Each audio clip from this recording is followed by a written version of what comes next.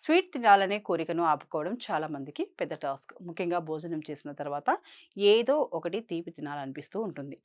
అలాంటప్పుడు పంచదారతో చేసిన స్వీట్స్ కాకుండా సహజంగా క్రేవింగ్స్ తగ్గించే ఈ 7 సీక్రెట్ ఫుడ్స్ ట్రై చేయండి.